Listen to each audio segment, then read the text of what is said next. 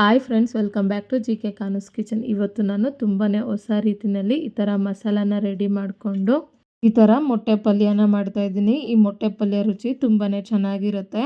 ಮೊದಲಿಗೆ ಈ ಮೊಟ್ಟೆ ಪಲ್ಯನ ಮಾಡೋದಕ್ಕೆ ಈ ಥರ ಒಂದು 4 ಮೊಟ್ಟೆನ ತೊಗೊಂಡಿದ್ದೀನಿ. ಈಗ ಇದಕ್ಕೆ ಮಸಾಲಾನ ರೆಡಿ ಮಾಡ್ಕೊಳ್ಳೋದಕ್ಕೆ ಈ ಥರ ಒಂದು ಮಿಕ್ಸಿ ಜಾರ್ನ ತಗೊಂಡು ಅದಕ್ಕೆ 6 ಹಸಿಮೆಣ್ಸಿನ್ಕಾಯಿ, 4 ಪೀಸ್ ಆಗೋಷ್ಟು ಸಿಪ್ಪೆ ಬಿಡಿಸಿದಂಥ ಬೆಳ್ಳುಳ್ಳಿ, ಹಾಗೆ 4 ಈರುಳ್ಳಿನ ಸಿಪ್ಪೆ ಬಿಡಿಸಿ ಈ ಥರ ಮೀಡಿಯಮ್ ಪೀಸಾಗಿ ಕಟ್ ಮಾಡಿಕೊಂಡು ಎಲ್ಲ ಈರುಳ್ಳಿನೂ ಈ ಥರ ಮಿಕ್ಸಿ ಜಾರ್ಗೆ ಸೇರಿಸ್ಕೊಂಡು ಒಂಚೂರು ನೀರು ಸೇರಿಸ್ತೀರ ಈ ಥರ ತರಿಯಾಗಿ ಪೇಸ್ಟ್ ಮಾಡಿ ಇಟ್ಕೊಂಡಿದ್ದೀನಿ.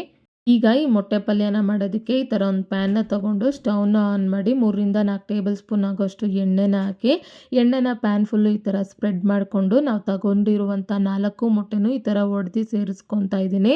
ಹಾಗೆಯೇ ಮೊಟ್ಟೆನ ಸೇರಿಸಿದ ತಕ್ಷಣ ಇದನ್ನು ಮಿಕ್ಸ್ ಮಾಡ್ಕೋಬಾರ್ದು. 1-2 ನಿಮಿಷ ಇದನ್ನು ಹಾಗೆ ಬಿಟ್ಟು ನಾನು ವಿಡಿಯೋ ಕ್ಲಿಪ್ಪಲ್ಲಿ ತೋರಿಸ್ತಿದ್ದೀನಲ್ಲ ಇದೇ ಥರನೇ ನಾವು ಮಿಕ್ಸ್ ಮಾಡ್ಕೋಬೇಕು. ಈ ಥರ ಮಿಕ್ಸ್ ಮಾಡ್ಕೊತ 4-5 ನಿಮಿಷ ಮೀಡಿಯಮ್ ಫ್ಲೇಮ್ನಲ್ಲೇ ಈ ಮೊಟ್ಟೆನ ಫ್ರೈ ಮಾಡ್ಕೋಬೇಕು. ಹಾಗೆ ಈ ಮೊಟ್ಟೆನ ಫ್ರೈ ಮಾಡ್ಕೊತಿದ್ರೆ ತುಂಬ ಉದ್ರುದ್ರಾಗಿ ಫ್ರೈ ಮಾಡ್ಕೋಬಾರ್ದು. ಈ ಮೊಟ್ಟೆ ನೋಡೋದಕ್ಕೆ ಈ ಥರ ದೊಡ್ಡ ಪೀಸ್ ಆಗಿ ಈ ಥರ ಲೈಟ್ ಗೋಲ್ಡನ್ ಬ್ರೌನ್ ಬರೋ ತನಕ ಫ್ರೈ ಮಾಡಿಕೊಂಡ್ರೆ ಸಾಕು.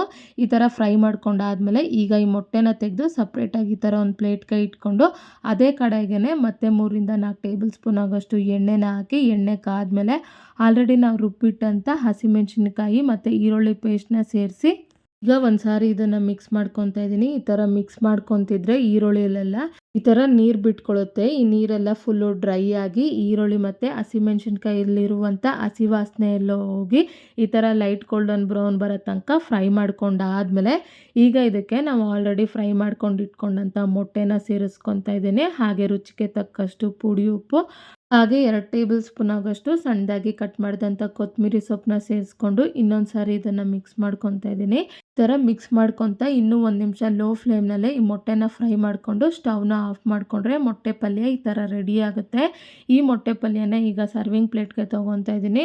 ಈ ಮೊಟ್ಟೆ ಪಲ್ಯ ಅನ್ನದ ಜೊತೆಗೆ ಚಪಾತಿ ಜೊತೆಗೆ ಸೈಡ್ ಡಿಶ್ ಆಗಿ ತುಂಬಾ ಚೆನ್ನಾಗಿರುತ್ತೆ. ಮೊಟ್ಟೆ ಪಲ್ಯನ ತುಂಬಾ ಈಸಿಯಾಗಿ ಮನೆಯಲ್ಲಿರುವ ಪದಾರ್ಥದಲ್ಲೇ ತುಂಬ ಬೇಗನೆ ಮಾಡ್ಕೋಬೋದು.